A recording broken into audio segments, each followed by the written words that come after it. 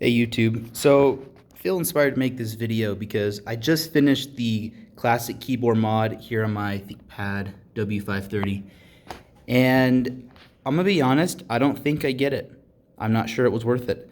I don't know, I got my X230 tablet here to compare it to, and using them side by side, I think the new keyboard actually feels a little bit better.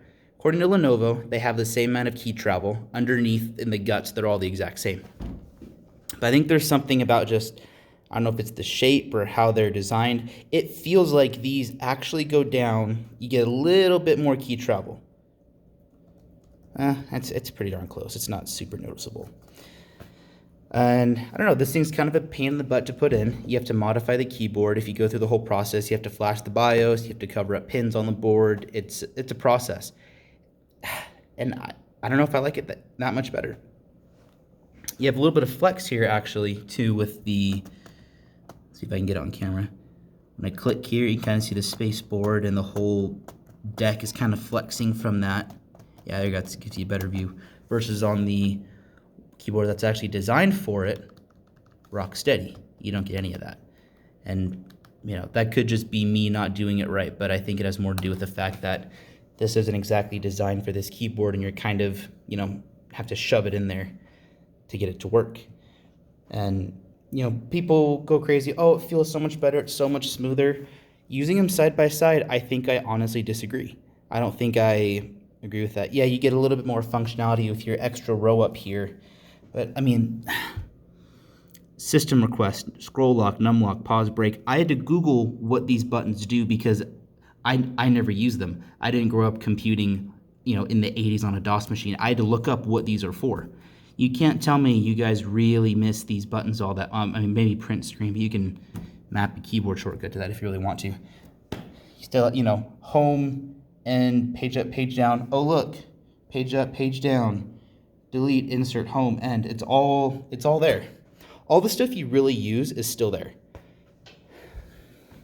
I think the only way that this old keyboard mod would be worth it and worth all the trouble is if you're a guy who, you know, you're some old boomer that been using these ThinkPads since the IBM days, 80s, 90s, whatever, and you know this layout, you're in love with it, you're used to it, maybe this would be worth it for you. But otherwise, I mean, like me, I grew up using MacBooks. This was the first ThinkPad I bought was my X230 with this keyboard and kind of this island style. It's more what I'm used to, and this is like 1,000 times better than my stupid MacBook Air keyboard, and the whole computer is better than my MacBook Air. It kicks its butt in like every category. You can add more RAM, all that stuff. But yeah, I don't know. I haven't flashed the BIOS yet on this because I'm not sure if I'm going to keep it or not. So all these keys don't work 100% yet. They're still mapped to this old layout. And I'm kind of on the fence on if I'm going to go through that trouble or not because, like, I mean, it is nice. It's nicer than most modern laptops, but is it better than this one? I really don't think so. Maybe if I was used to this layout, I might feel differently, but I don't know.